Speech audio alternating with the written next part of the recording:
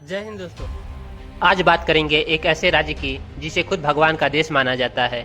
एक ऐसा राज्य जो भारत के दक्षिण में जो प्रकृति की गोद में बसा हुआ है। एक ऐसा राज्य जहां हर एक गांव के अंदर बैंक और अस्पताल मिल जाएंगे। इसे भारत का सबसे सुंदर और साफ सुथरा राज्य माना जाता है। और इसी एक राज्य में माना जाता है जहां 100% लोग पढ़े लिखे हैं। हम बात कर रहे हैं भारत के बिल्कुल दक्षिण में पश्चिम मालाबार कोस्ट में बसे केरल राज्य की। 1 नवंबर 1956 को त्रावणकोर और कोचीन मिलाकर केरल राज्य को बनाया गया। क्षेत्रफल के मामले में केरल भारत के 28 राज्यों में से 21वें नंबर पे आता है। केरल के उत्तर में कर्नाटक राज्य, दक्षिण में तमिलनाडु आते हैं। केरल 38,863 वर्ग किलोमीटर की एरिया में फैला हुआ है। इस राज्य में करीब 590 किलोमीटर लंबी समुद्री तट रेखा मौजूद है, जिसके किनारे कई प्रसिद्ध बंदरगाह मौजूद हैं। केरल राज्य में मानसून के समय बहुत बारिश होता है। केरल मसालों के खेती के लिए दुनिया भर में अलग ही पहचान बनाया हुआ है। केरल में काली मिर्च, इलायची, दालचीनी की खूब पैदावार होती है। इसके अलावा कॉफ़ी, काजू, नारियल, चावल, रबर जैसे चीज़ें भी केरल में काफ़ी ज़्यादा मात्रा में उगाई जाती है। 2011 जनगणना के अनुसार केरल राज्य में लगभग 33 मिलियन लोग रहते हैं, जो इसे जनसंख्या के मामले में देश का 13वां सबसे जनसंख्या वाला राज्य बनाता है। केरल राज्य को 14 जिलों में बांटा गया है, जिस पर केरल राज्य की राजधानी तिरुवनंतपुरम से राज्य किया जाता है। यहाँ भी असम और दार्जिलिंग की तरह दूर तक फैले चाय के बागवान मन को शांति देते हैं। पहाड़ों, घाटी, समुद्र तट, हिल्स स्टेशन और हरे भरे मैदान से भरे इस राज्य में हर साल घूमने के लिए लाखों भारतीय और विदेशी लोग आते हैं। सुंदर पहाड़ और घने जंगल यहाँ की अलग ही पहचान दिलाती है। केरल की गिनती भारत के 28 राज्यों में की जाती है। केरल प्राचीन काल से ही मसालों के व्यापार के लिए पॉपुलर माना जाता है। इस राज्य की गिनती पढ़े लिखे राज्यों में की जाती है। केरल भारत का पहला राज्य है जहाँ साक्षरता दर 100% के करीब है। मसालों के व्यापार के लिए 15वीं शताब्दी में सबसे पहले पुर्तगाली यहाँ आए। उसके बाद अंग्रेज ईस्ट इंडिया कंपनी के माध्यम से केरल में व्यापार करने आए थे। भारतीय स्वतंत्रता संग्राम के दौरान केरल 2 राज्यों में त्रावणकोर और कोची में बटा हुआ था। बाद में इन दोनों को मिलाकर तिरुकोची नामक राज्य का गठन किया गया।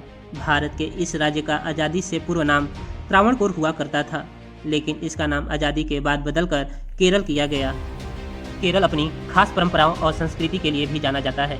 केरल की संस्कृति कई संस्कृतियों से मिलकर बना हुआ है।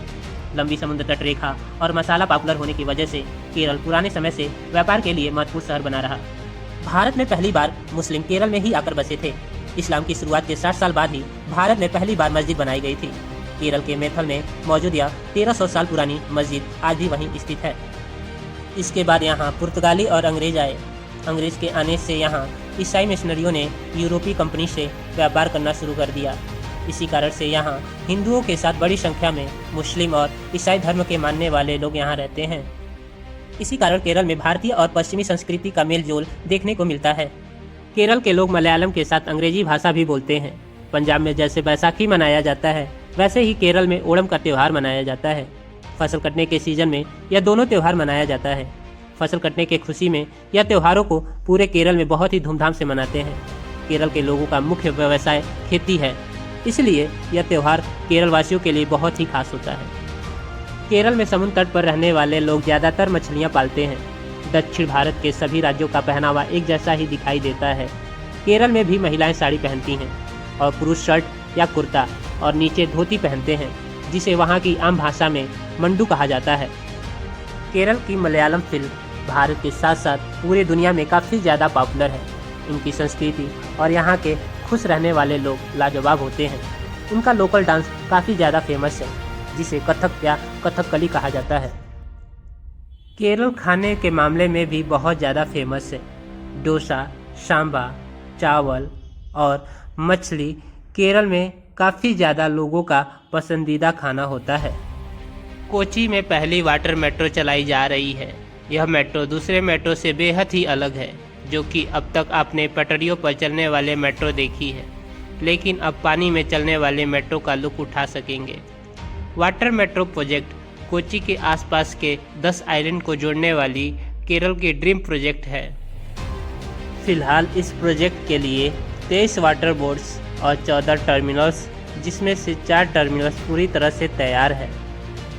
वहीं यह प्रोजेक्ट तैयार हो जाएगा 78 वाटर बोट्स होंगे और 38 टर्मिनल्स होंगे जो कोच्चि के 76 किलोमीटर का क्षेत्र को कवर करेगी, जिसके अंतर्गत 6 पंचायतें और 3 नगर पालिका आएंगी।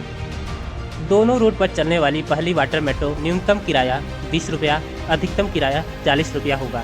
इस वाटर परियोजना की कुल लागत 1136.83 करोड़ रुपए है। वाटर मेट्रो के प्रोजेक्ट केरल सरकार द्वारा 100 करोड़ रुपए और बाकी जर्मन फंड एजेंसी KfW के द्वारा पैसा लगाया गया है। वाटर मेट्रो के लिए 7 करोड़ रुपए की लागत लगी। इस मेट्रो में प्रदूषण न फैलने वाली बैटरी का प्रयोग किया गया है। इससे कोच्चि बैकवाटर पर्यटन क्षेत्र में भी बढ़ावा मिलेगा।